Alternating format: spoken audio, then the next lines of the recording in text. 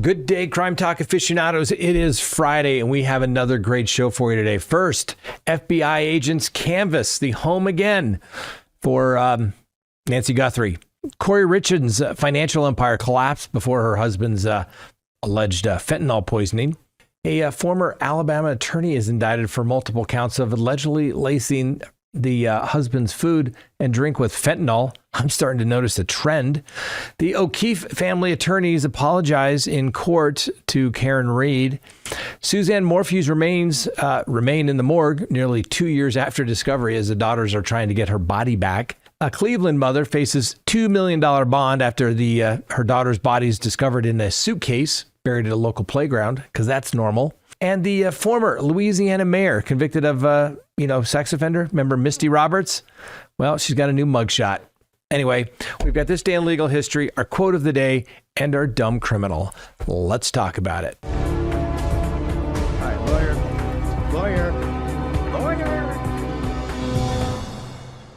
Good day, everyone. My name is Scott Reich, and this is Crime Talk. Thanks for joining us. You know the drill. Subscribe if you haven't, like if you do, leave me a comment below, hit that little bell for notifications, and yes, you can check us out on any of your favorite podcasting apps. Now, before we get started, let me remind you to go to crimetalksearch.com, sign up for that background subscription service today. When you do, you'll be able to do as many background searches as you desire. And remember, you can cancel at any time. So whether you want to do 1 or 100 or 1,000, it's completely up to you. You're going to get a report. It's going to be emailed to you. You can have it actually be updated when new information becomes available, and you're going to get information regarding telephone numbers, social media presence, email addresses. You're going to find out property they own, if they have liens, judgments, criminal history, and are they on one of those public registries you hear so much about. Go to crimetalksearch.com, sign up today, and check out the person that's coming into your life. It literally could save your life. All right, so let's go ahead and get to the docket today, March 6th, 2026. And we're going to be moving quickly, ladies and gentlemen, because I have to go do an all afternoon motions hearing on a very difficult case. So I need to focus on that. But let's do this for you. First on the docket, Federal Bureau of Investigation agents conducted a fresh door-to-door canvass in the Catalina Hills neighborhood of Tucson, Arizona this week, and going around speaking with residents about the disappearance of Nancy Guthrie, who obviously we know disappeared from her home on February 1st.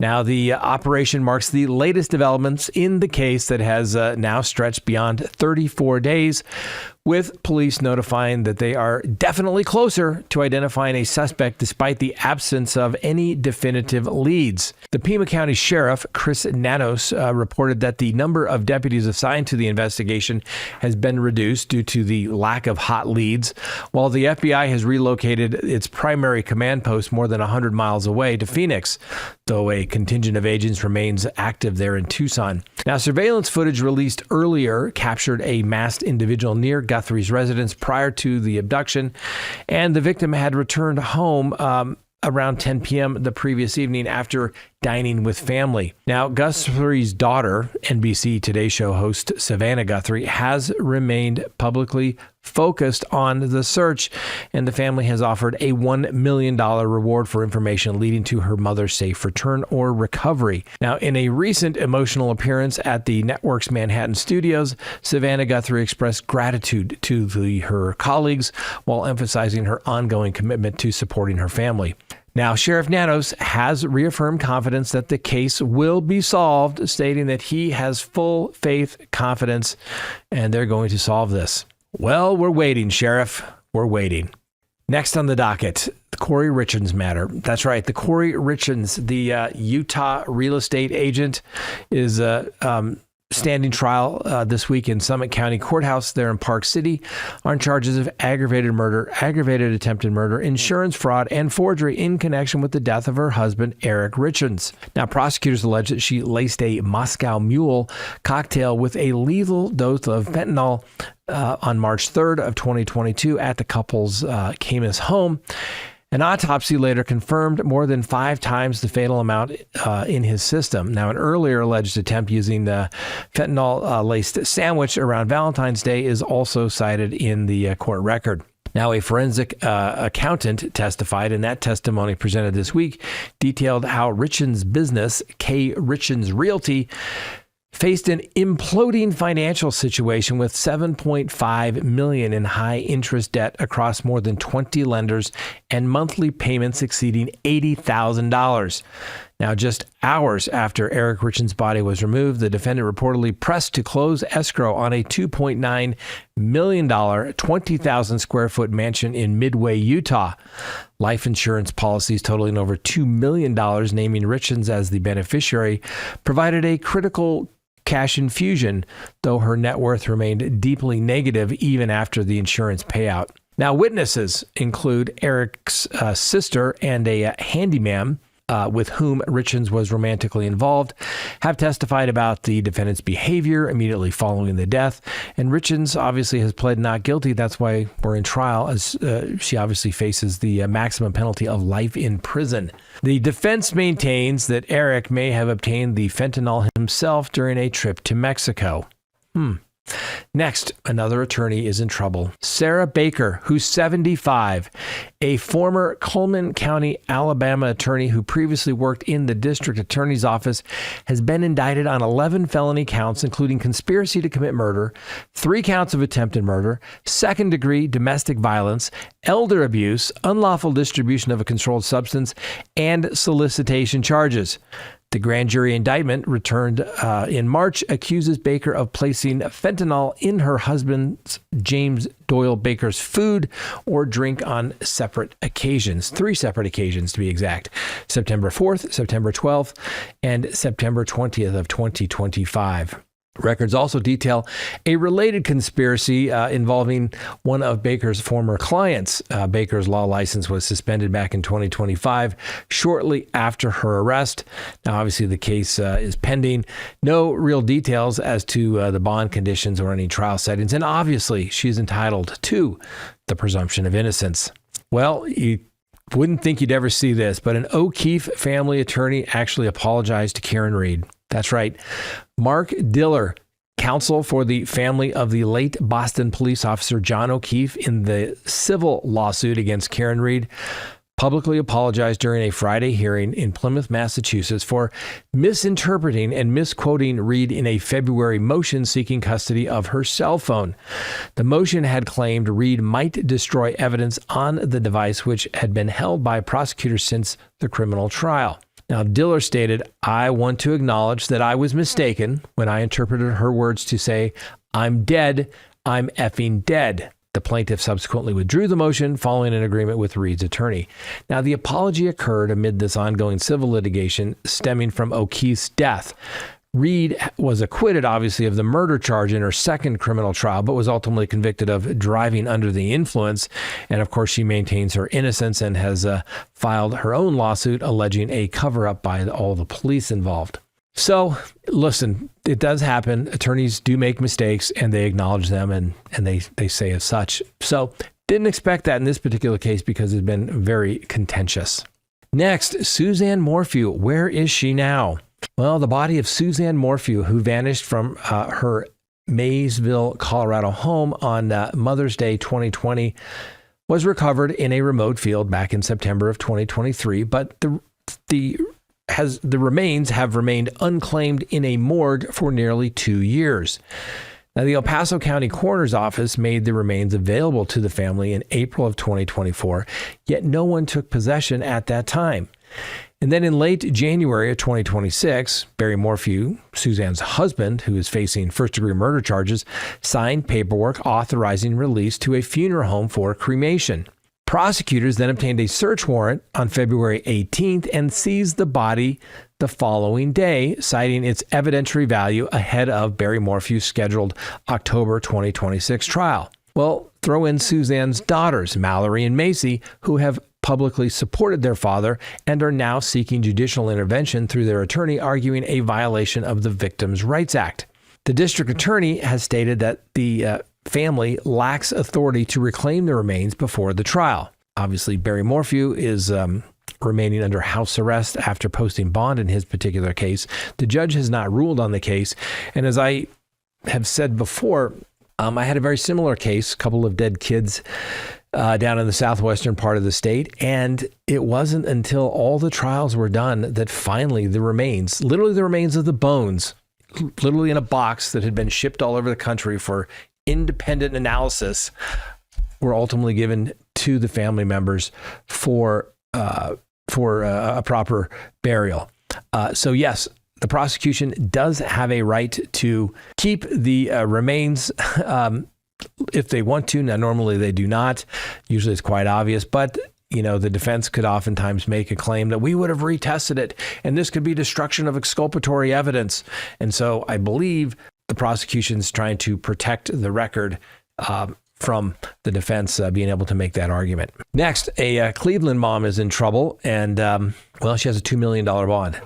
So Elia Henderson of Cleveland, Ohio, has made a court appearance today when she was charged with 2 counts of aggravated murder following the discovery of her daughter's decomposed remains. The bodies of 8-year-old Mila Chapman and 10-year-old Amor Wilson were found inside suitcases buried in a shallow grave at a playground near the house of the mother. Now, a man walking his dog made the initial discovery earlier this week. Needless to say, when the police started digging around, they located a second suitcase while processing the scene. Now, a judge there, Judge Jeffrey Johnson, set the total bond at $2 million or $1 million per count. Henderson did not enter a plea, and a neighbor in the duplex where Henderson recently moved reported concerns about the defendant's behavior to Child Protective Services prior to the discovery of the children. The father of one victim expressed profound grief and anger during the court proceedings. I can only imagine why. That one's going to be very interesting, ladies and gentlemen, because it's not normal when people kill your 8 and 10-year-old children, and then they put them in a suitcase and then they bury them at the local playground. There could be some mental health issues there, perhaps, or just maybe a very evil person. Now, of course, she's entitled to the presumption of innocence, and we'll give her that. Next, old Misty Roberts. That's right, appears in a new mugshot. Take a look at this. Misty Roberts, the former mayor of DeRidder, Louisiana, who was convicted earlier this week of carnal knowledge on a juvenile and indecent behavior with a juvenile after engaging in sexual relations with, wait for it, her son's 16-year-old best friend in a July 2024 pool party. Needless to say, Roberts resigned from office prior to her arrest and has been registered as a Tier 1 sex offender as of now. Her updated mugshot released today shows her wearing pearl earrings, a matching headband, and a gold crucifix necklace. How appropriate.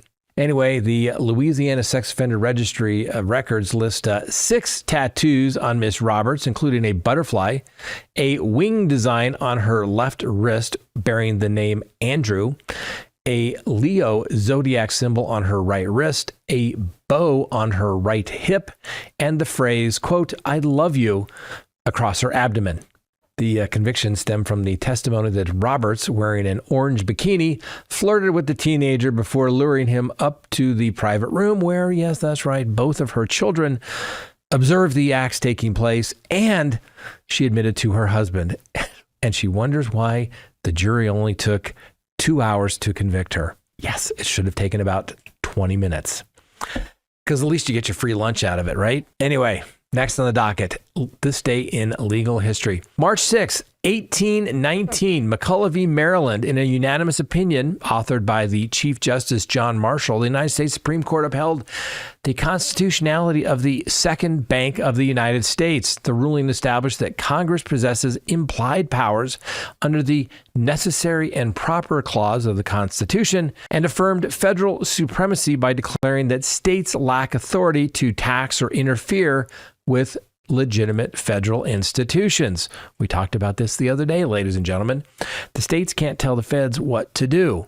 You're wasting your time. It may be very form over substance, but states can't tell the feds what to do. March 6, 1820, the signing of the Missouri Compromise. That's right. James Monroe signed the Missouri Compromise into law.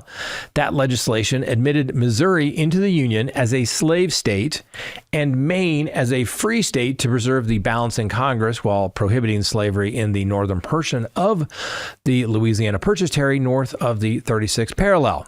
Okay, remember that. Significant. March 6, 1857. The Dred Scott versus Sanford decision. The Supreme Court issued this decision in Dred Scott in a 7-2 ruling written by Chief Justice Robert B. Taney. The court held that African Americans, whether enslaved or free, were not United States citizens and therefore lacked standing to sue in federal court. The opinion further declared that Congress had no authority to prohibit slavery in the territories, effectively invalidating the Missouri Compromise of 1820. Widely regarded as one of the most infamous and consequential rulings in Supreme Court history, the decision intensified national division over slavery and contributed, obviously, to the events leading to the Civil War. How about a quote from the Dred Scott decision? Now remember, this is not me speaking. This is the quote from the Chief Justice, Robert B. Taney. And you have to understand this. This was the thinking at that particular time, and obviously wrong. Taney wrote, quote, "They had for more than a century before been regarded as being of an inferior order, and although unfit to associate with the white race, either in social or political relations, and so far inferior that they had no rights which the white man was bound to respect, and that the Negro might justify and lawfully be reduced to slavery for his benefit," end quote. As you can see, now you can understand why they came to that conclusion. Anyway, that statement formed the central element of the court's reasoning, obviously wrong under today's standards. Whether enslaved or free, possessed no standing to sue in federal court. And obviously saying that Congress lacked the authority to prohibit slavery in the territories. And that language has been widely cited, obviously, in legal scholarship and historical analysis of the Dred Scott decision. And finally, our dumb criminal of the day.